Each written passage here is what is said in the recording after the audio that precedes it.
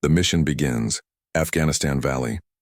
The sun was barely rising over the rugged mountains of Afghanistan when Chief Petty Officer Marcus Rodriguez received the urgent briefing.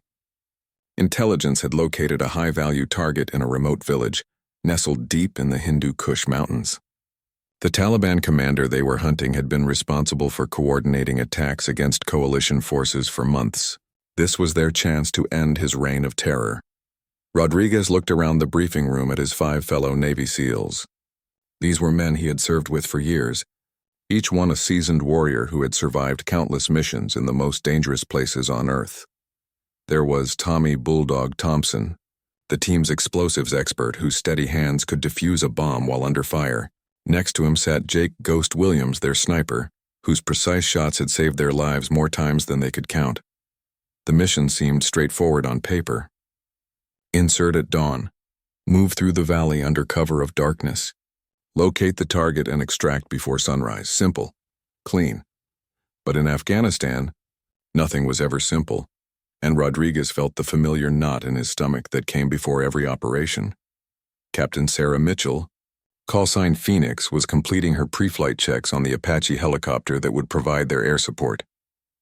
At 28 years old, she was one of the youngest female Apache pilots in the Army, but her skills were legendary among those who had worked with her.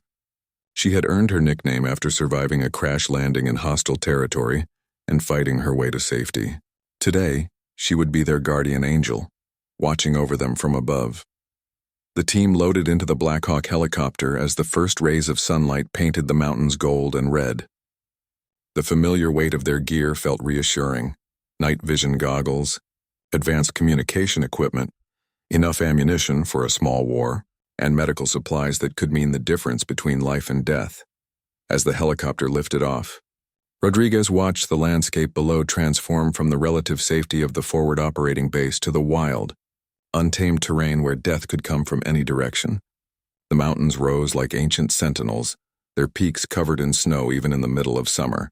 Hidden among those peaks were caves and tunnels where enemy fighters could disappear like ghosts. The flight to the insertion point took 45 minutes.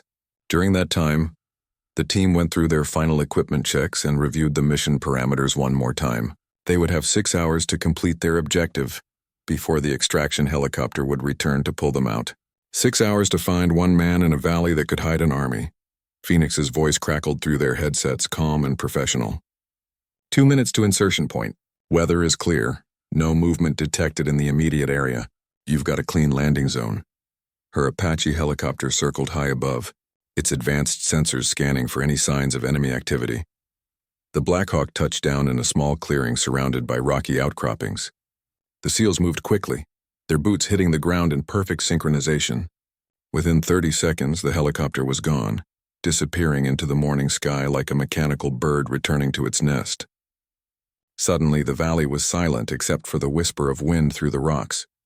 Rodriguez signaled to his team, and they began moving toward their objective.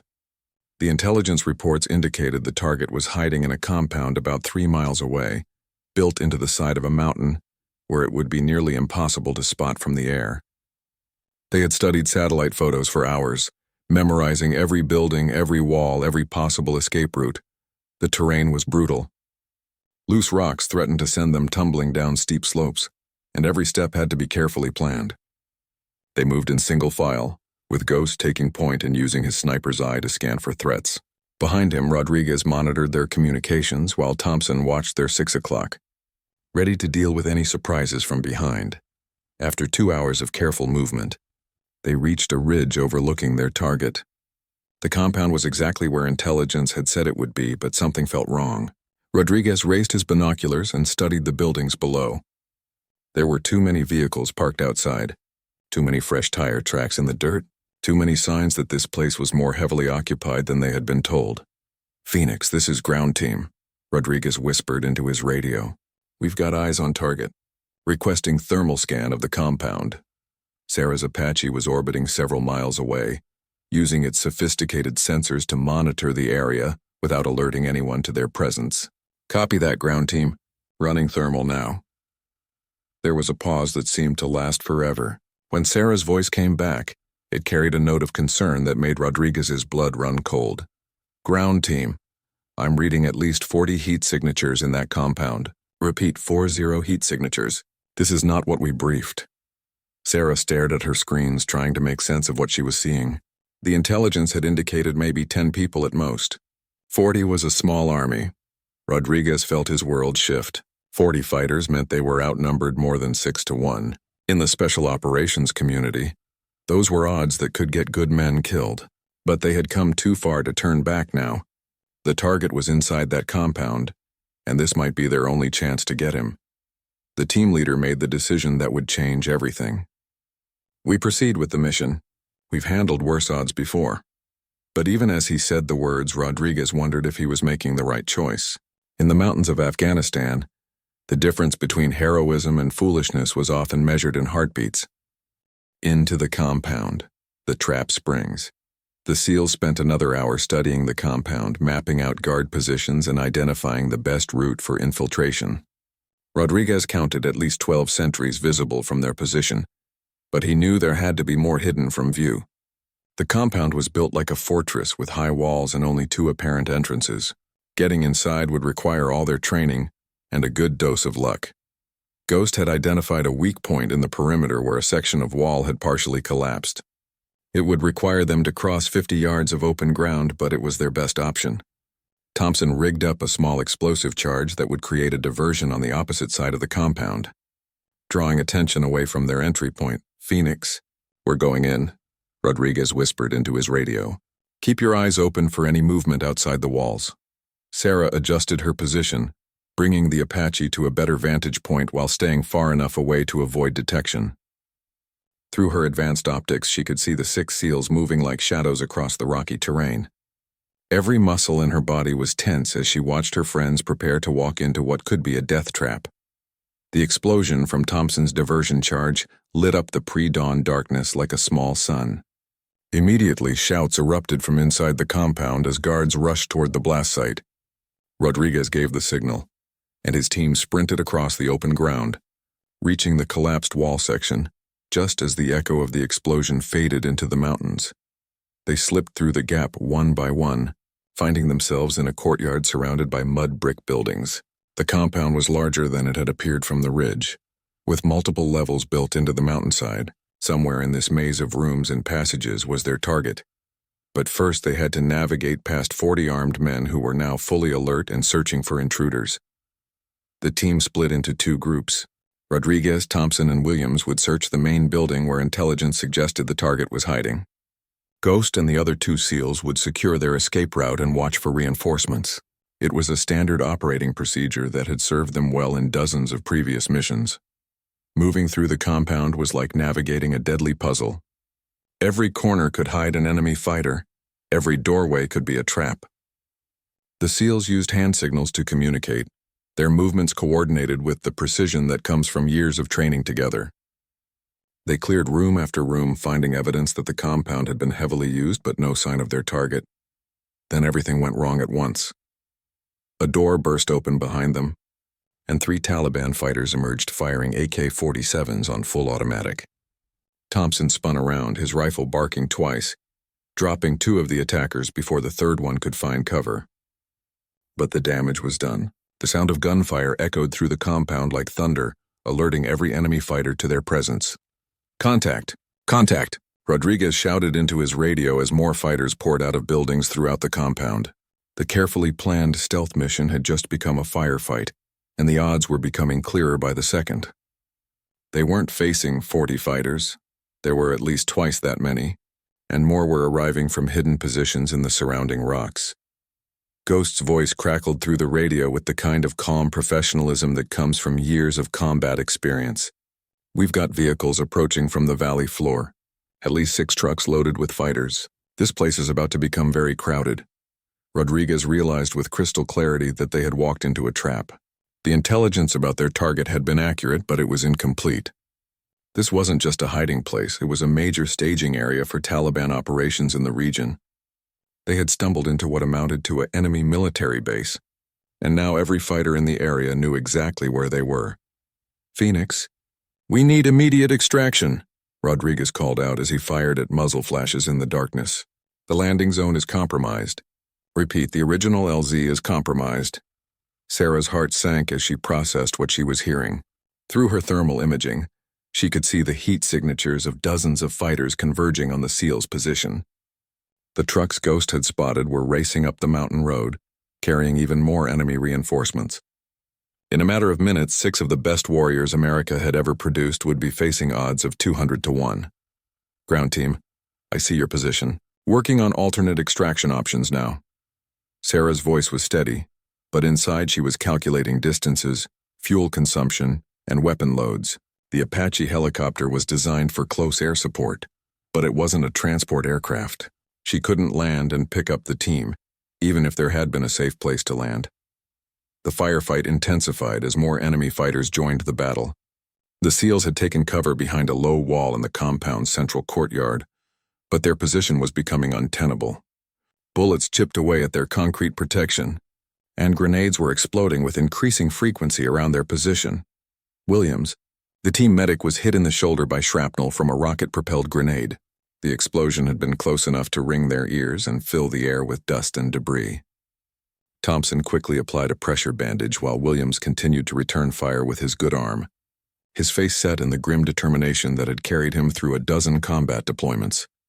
"We need to move," Rodriguez shouted over the sound of gunfire. "This position won't hold much longer." But there was nowhere to go.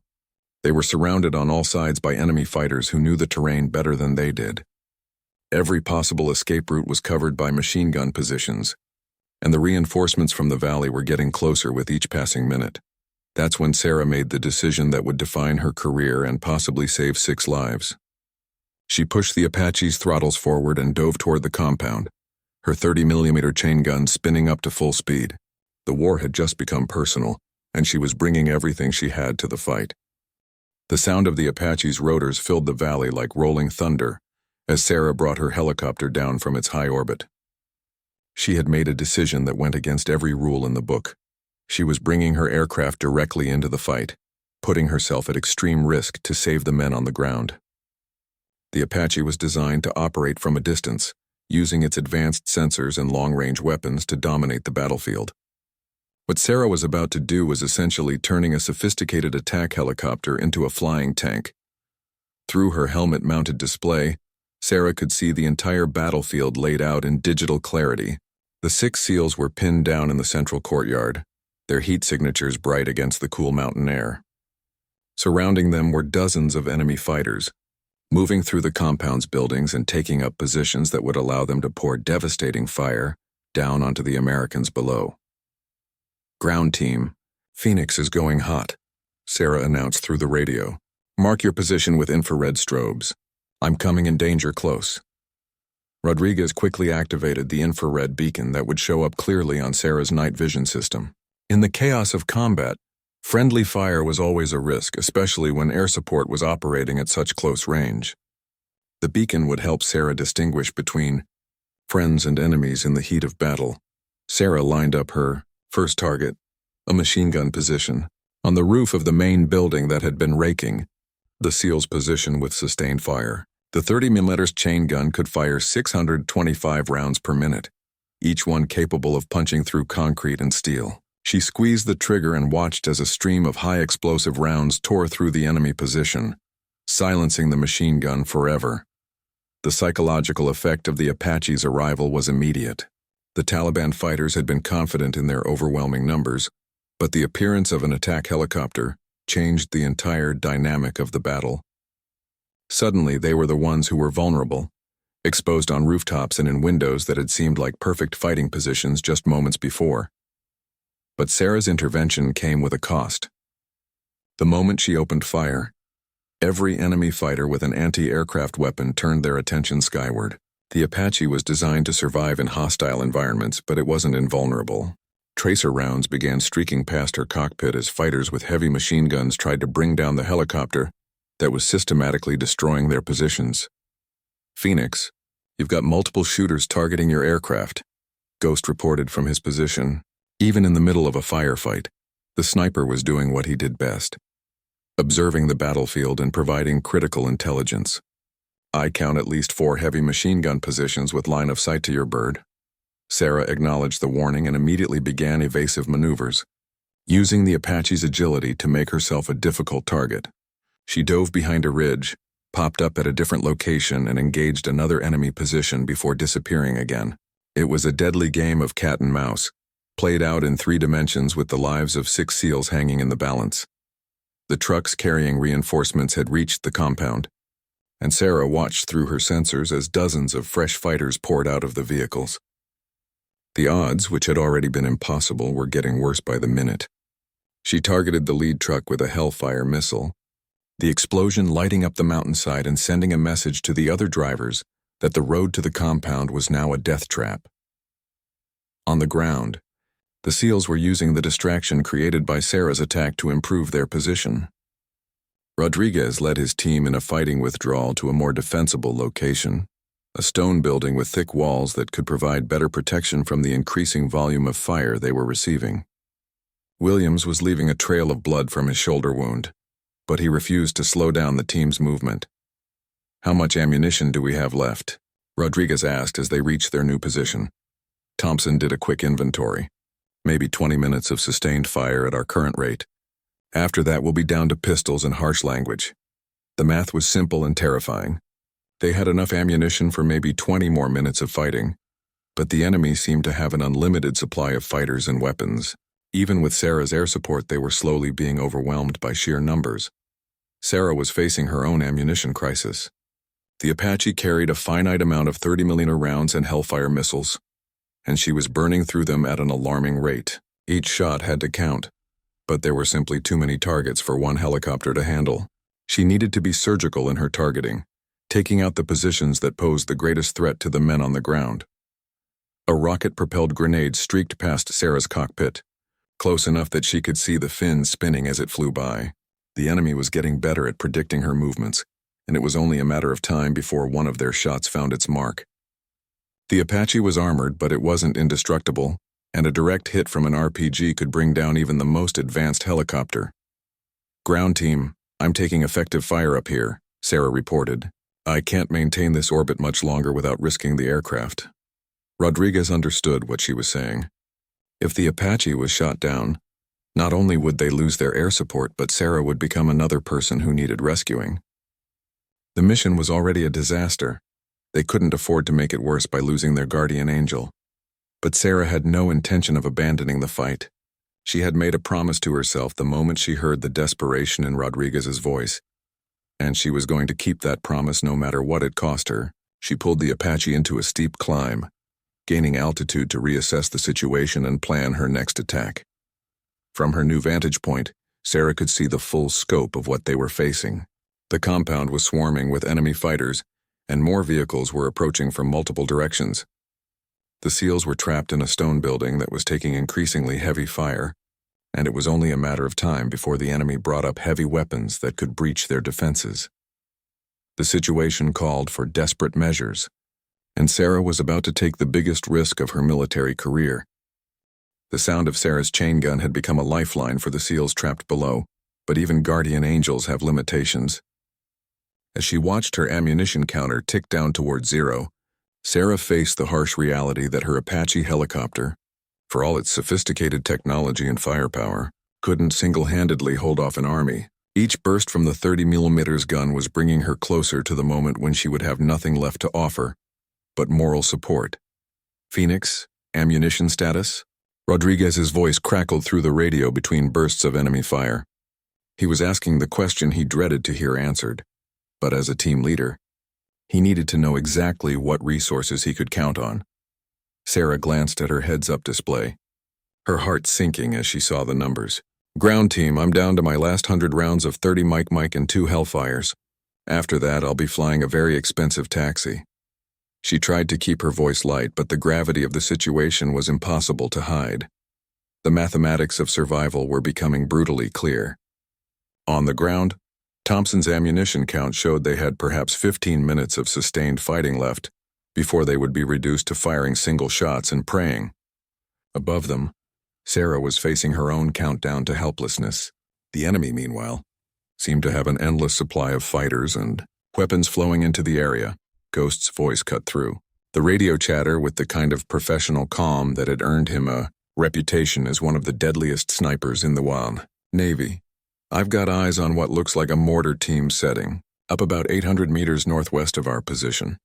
If they get that weapon operational, our current position becomes untenable. Rodriguez felt his stomach drop. A mortar team could drop shells directly onto their position with devastating accuracy, and there would be nowhere to run. The stone building that was currently protecting them from small arms fire would become their tomb if enemy mortars started raining down from above. Sarah heard the report and immediately swung the Apache toward the northwest, using her thermal imaging to scan for the mortar team. She found them quickly, 4 men working to set up what appeared to be an 82mm mortar, a weapon that could turn the tide of the battle in a matter of minutes. This was exactly the kind of target that required immediate action, but engaging it would use up precious ammunition she might need for more urgent threats. I've got eyes on the mortar team, Sarah reported, engaging now. She lined up her shot carefully, knowing that every round had to count. The 30mm shells found their target with surgical precision, the explosion scattering the mortar team and destroying their weapon before they could fire a single round. But for every threat Sarah eliminated, 2 more seemed to take its place.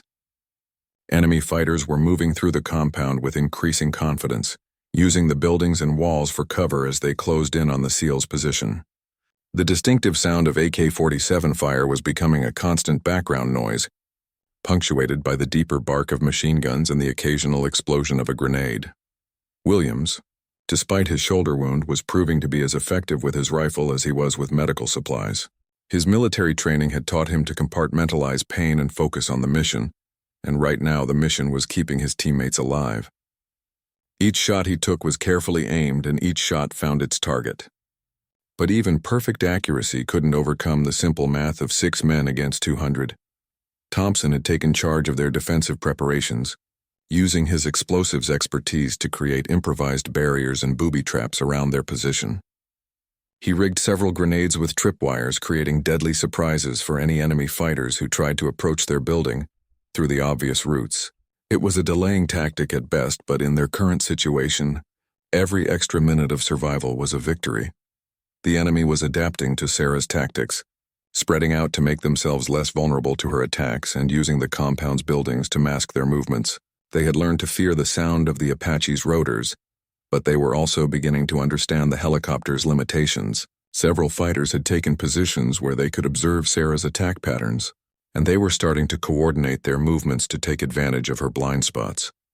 Phoenix, they're getting smart down here, Rodriguez observed as he watched enemy fighters move in coordinated groups, timing their advances to coincide with Sarah's need to reposition her aircraft. They're starting to figure out your flight patterns. Sarah had noticed the same thing. The enemy was no longer running in panic when she appeared overhead. Instead, they were moving with purpose, using cover effectively and coordinating their attacks to maximize pressure on the SEALs while minimizing their exposure to her weapons. It was a sobering reminder that they were fighting experienced warriors, not untrained militia. The fuel situation was becoming another critical factor. Sarah had been flying at combat power for over an hour, using fuel at a rate that would normally be sustainable for much longer missions. But the constant maneuvering, the need to maintain high power settings for evasive action, and the stress of combat flying were all taking their toll on her fuel reserves. A warning tone sounded in Sarah's headset as her fuel level dropped below the minimum required for a safe return to base. She was now committed to the fight in the most literal sense. She had burned so much fuel that she would need to refuel at a forward position before she could return to her home base. There was no turning back now, even if she wanted to. "Ground team, be advised I'm approaching minimum fuel for return to base," Sarah reported. "I'm committed to this fight until you're extracted or—" She didn't finish the sentence, but everyone understood what she meant. She was prepared to fly until her helicopter ran out of fuel, even if it meant crashing in the mountains of Afghanistan. Rodriguez felt a surge of emotion that had nothing to do with the firefight raging around him. This woman, whom he had met only in passing during pre-mission briefings, was willing to sacrifice her own life to save his team. It was the kind of courage that defined the very best of the American military, and it reminded him why they were all willing to risk everything for each other. But courage alone wouldn't solve their ammunition crisis, and the enemy was preparing for what looked like a final assault on their position. The moment every warrior dreads had arrived, Sarah's ammunition counter showed zeros across the board. No more 30 million rounds, no more Hellfire missiles, no more rockets. Her Apache helicopter, one of the most advanced attack aircraft ever built, had been reduced to little more than an observation platform. Below her, 6 of America's finest warriors were making their last stand against impossible odds, and she was powerless to help them. Or was she? As Sarah watched the enemy forces massing for what appeared to be a final assault on the SEAL's position, an idea began forming in her mind. It was insane, suicidal, and completely against every regulation in the military handbook, but it might be the only way to save the men on the ground. And sometimes insane was exactly what a desperate situation required. The Apache helicopter weighed over 10,000 pounds when fully loaded. Even empty of ammunition, it was essentially a flying battering ram powered by 2 of the most powerful turbine engines ever mounted on a rotorcraft. If she couldn't shoot the enemy, maybe she could simply run them down. "Ground team, I'm Winchester on all weapons systems," Sarah announced, using the military term for being out of ammunition. "But I've got one more card to play. When I give the word, be ready to move to the extraction point. And I mean move fast." Rodriguez didn't like the tone in Sarah's voice. In his years of combat experience, he had learned to recognize when someone was about to do something heroic and stupid. "Phoenix, what are you planning?" Sarah didn't answer immediately. She was too busy calculating speeds, angles, and distances. The compound's main courtyard was where most of the enemy forces were gathering, probably preparing for a coordinated assault that would overwhelm the SEALs through sheer numbers. If she could disrupt that gathering, scatter the attackers, and create enough chaos, maybe the team could break contact and reach an extraction point. The plan that was forming in Sarah's mind violated every principle of helicopter safety she had ever learned. Helicopters were not designed for low-level, high-speed passes through confined spaces. The rotor wash alone could be unpredictable in a complex environment like the compound, and any mistake in judgment would result in a crash that would kill her instantly and probably take out some of the people she was trying to save. But the alternative was watching 6 good men die because she had run out of ammunition. "Phoenix, whatever you're thinking, don't do it." Ghost's voice came through the radio. The sniper had been watching Sarah's aircraft through his scope, and her flight pattern suggested she was preparing for some kind of attack run. "We can find another way." Sarah smiled grimly as she pushed the Apache's nose down and began accelerating toward the compound. "Negative, ground team. Sometimes you have to improvise." She switched her radio to the emergency frequency and began transmitting what she hoped wouldn't be her final message. Any station. This is Phoenix with 6 souls on board requiring immediate extraction. Grid coordinates follow." The Apache was now screaming toward the compound at over 120 miles per hour, its rotor blades chopping through the thin mountain air with a sound like rolling thunder. Sarah had never flown this fast at such a low altitude, and every instinct she had was screaming at her to pull up, to abort this crazy plan before it killed her.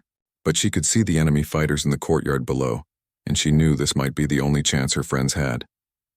The rotor wash from the Apache hit the compound like a hurricane. Dust, debris, and loose equipment went flying in all directions as Sarah pulled the helicopter into a gut-wrenching turn just 20 feet above the ground. Enemy fighters dove for cover, their carefully planned assault dissolving into chaos as the massive aircraft roared overhead like an angry metal dragon. Sarah's gambit worked better than she had dared hope. The psychological impact of a 10,000-pound helicopter making a high-speed pass at head level was devastating to enemy morale. Fighters who had been confidently advancing on the SEAL's position were now hugging the ground, trying to avoid the flying debris and the deafening roar of the turbine engines. "Now! Move now!" Sarah shouted into her radio as she pulled the Apache up and around for another pass. The helicopter shuddered under the stress of the extreme maneuver, warning lights flashing on her instrument panel as various systems protested the abuse they were receiving. Rodriguez didn't need to be told twice. "Let's go! Let's go!" he shouted to his team, and the 6 SEALs burst from their defensive position like sprinters leaving the starting blocks. They had perhaps 60 seconds before the enemy recovered from Sarah's devastating flyby, and they intended to make every second count. Thompson was helping Williams move despite his wounded shoulder, while Ghost provided covering fire for their withdrawal. The team moved with the fluid coordination that comes from years of training together, each man knowing exactly what his role was without needing to be told. Sarah brought the Apache around for a second pass, this time approaching from a different angle to maximize the confusion and keep the enemy fighters pinned down. She could see muzzle flashes from several positions as some of the braver fighters tried to engage her aircraft. But most of them were still focused on finding cover from her rotor wash and the debris it was throwing around. The fuel warning light was now solid red on Sarah's instrument panel, indicating that she was running on fumes.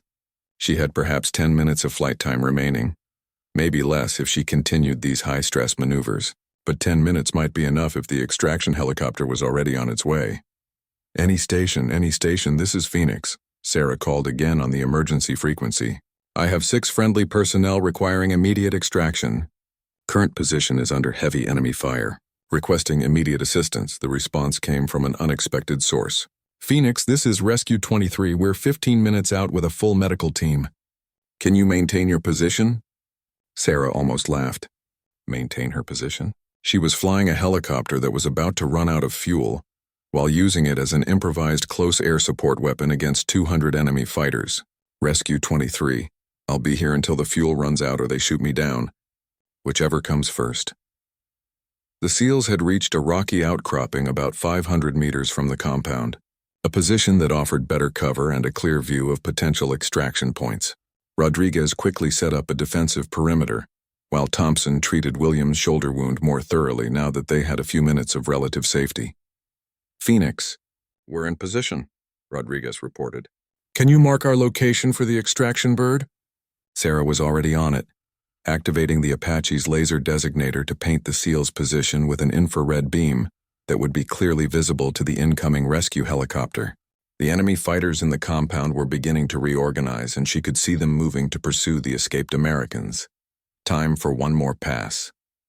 Sarah's fuel gauge was now reading in the red zone, and she could feel the Apache's engines beginning to respond sluggishly to her control inputs. She had maybe 5 minutes of flight time remaining, and the enemy forces were regrouping faster than she had hoped. Through her thermal imaging, she could see fighters streaming out of the compound in pursuit of the SEALs, and several vehicles were starting their engines to join the chase. "Rescue 23, how far out are you?" Sarah called urgently. She was beginning her 3rd strafing run, but this time she wouldn't have the fuel for a 4th. This pass had to count for everything. "Phoenix, we're 8 minutes out." "Can you hold them off that long?" 8 minutes might as well have been 8 hours. Sarah's fuel situation meant she would be lucky to stay airborne for 5 more minutes, and the SEALs were about to face a renewed assault from enemy forces who were now fully alert and extremely angry about the helicopter attacks on their compound. Rodriguez had found the best defensive position available, a cluster of boulders that provided 360-degree cover and good fields of fire, but it wasn't a position they could hold indefinitely against the numbers they were facing. Through his binoculars, he could count at least 50 fighters moving in their direction, with more vehicles bringing additional reinforcements. "How much ammunition do we have left?" Rodriguez asked, though he was afraid to hear the answer. Thompson did a quick count. "Maybe 3 magazines per man. 4 for Ghost because he's been more conservative with his shots." It was enough for perhaps 10 more minutes of fighting, assuming the enemy didn't bring up any heavy weapons. Sarah lined up for her final pass, pushing the Apache to its absolute limits. The helicopter was shaking violently as she dove toward the pursuing enemy forces, the airframe protesting the extreme stress she was putting it under. Warning lights were flashing throughout her cockpit, and she could hear unusual sounds from the engines that suggested they were operating far beyond their normal parameters.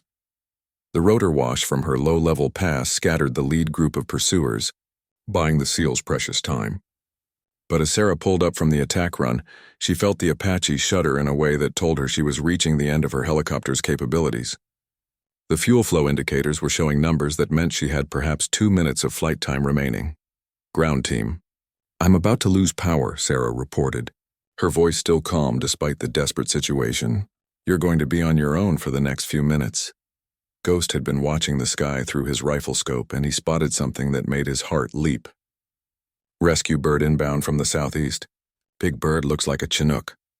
The CH-47 Chinook helicopter that appeared over the ridgeline was a beautiful sight to 6 men who had been fighting for their lives. The twin-rotor transport helicopter could carry far more passengers than the Black Hawk that had originally inserted them, and it was escorted by 2 Apache helicopters that immediately began engaging the enemy forces pursuing the SEALs. But the arrival of the rescue force came just as Sarah's fuel finally ran out. She felt the Apache's engines begin to wind down, and she knew she had perhaps 30 seconds before the helicopter would be unable to maintain flight. There was only one option left, and it was almost as dangerous as everything she had already done. Rescue 23, Phoenix is going down for emergency landing. I'll try to set down near the friendlies.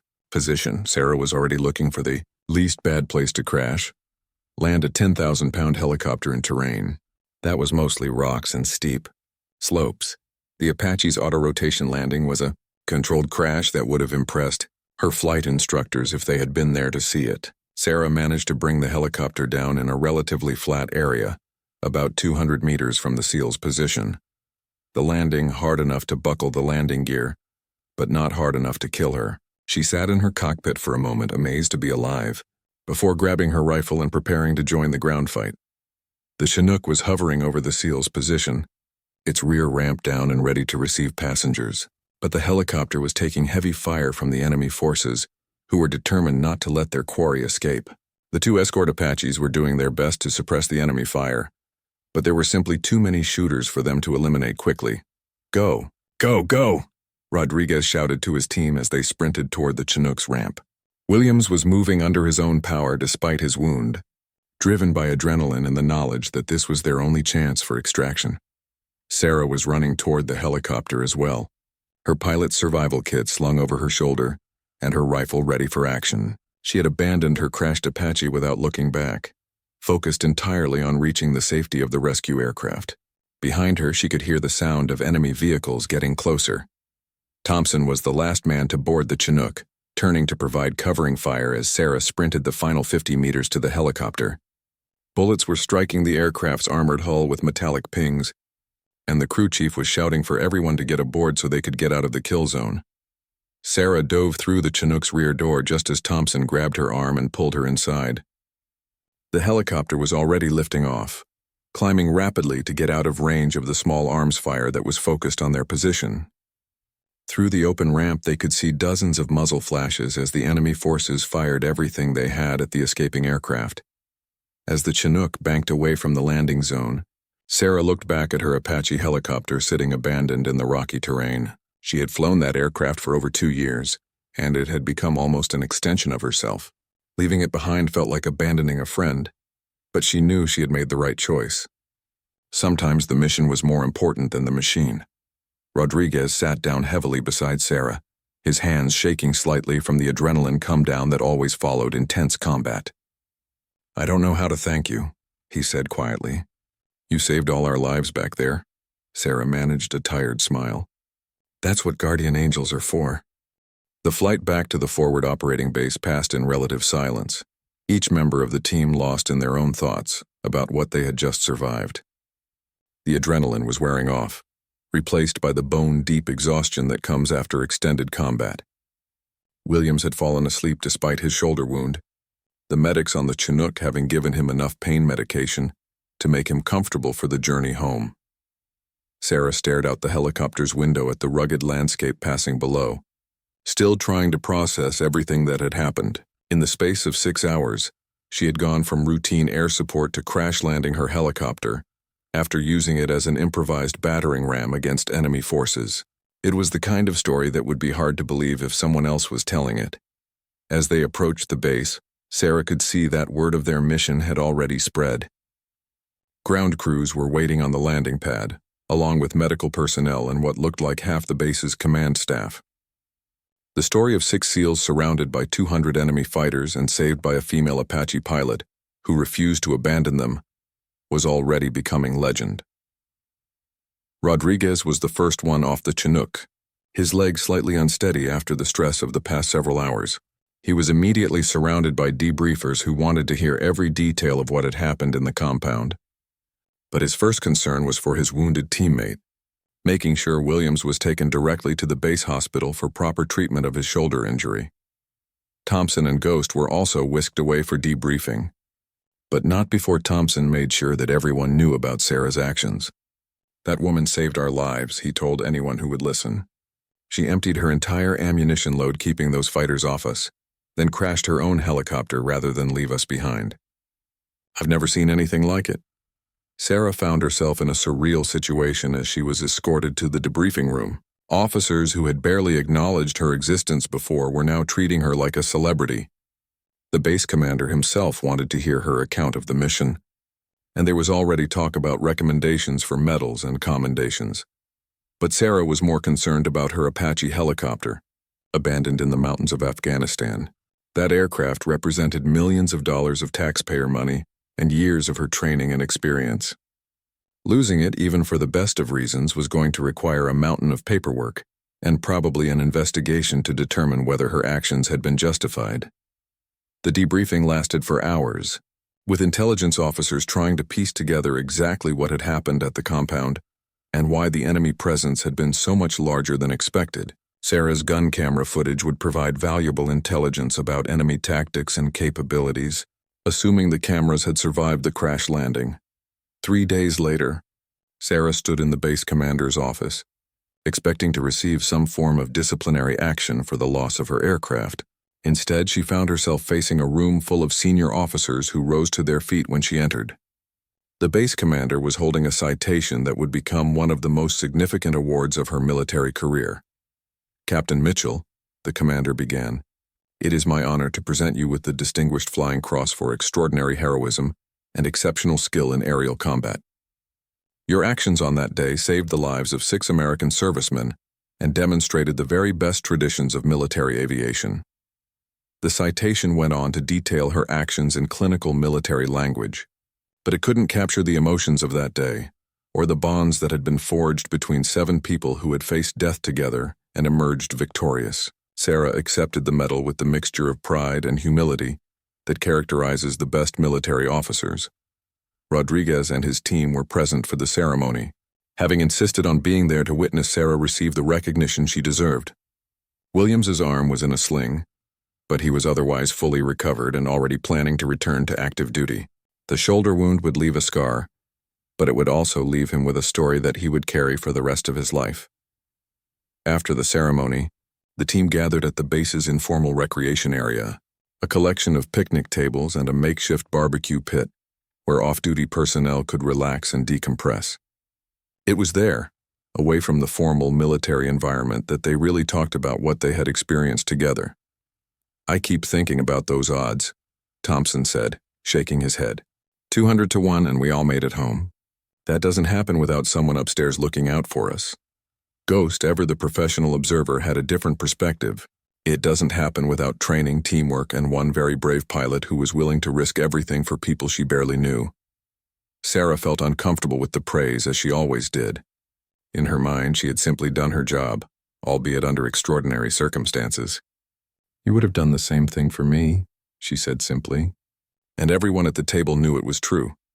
The mission had failed in its original objective. They never did capture or eliminate the high-value target they had been sent to find. But it had succeeded in ways that couldn't be measured by traditional military metrics. It had demonstrated the unbreakable bonds that exist between American service members, regardless of service branch or gender. It had shown that courage and skill could overcome impossible odds when combined with determination and a refusal to quit. Months later, Sarah would be assigned to a new Apache helicopter and would continue flying combat missions throughout her deployment. Rodriguez and his team would go on to complete dozens more successful operations, their reputation enhanced by the story of the day they were surrounded and outnumbered, but refused to surrender. The compound where the battle took place was eventually destroyed in a larger military operation, but not before intelligence officers were able to confirm that it had indeed been a major staging area for enemy operations in the region. The intelligence gathered from the mission, combined with Sarah's gun camera footage, led to several successful follow-up operations that significantly degraded enemy capabilities in that area. But perhaps the most important outcome of that day was the reminder it provided about the values that define the American military.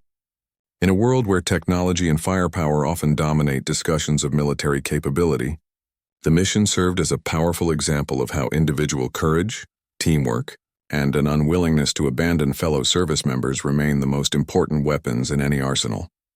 Sarah kept in touch with Rodriguez and his team long after their deployment ended, attending weddings, promotions, and retirement ceremonies as their military careers progressed.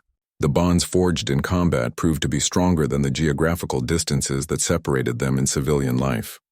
Years later, when asked about that day in the mountains of Afghanistan, Sarah would always deflect attention from her own actions and focus on the teamwork that made their survival possible. But those who were there that day knew the truth. Sometimes, when the odds are impossible and the situation is desperate, one person's courage can make all the difference between life and death. The story of 6 SEALs surrounded by 200 enemy fighters and saved by one brave woman in an Apache helicopter became part of military legend, told and retold in training schools and briefing rooms around the world. It served as a reminder that heroism comes in many forms, and that sometimes the most important battles are won not by superior firepower, but by superior heart.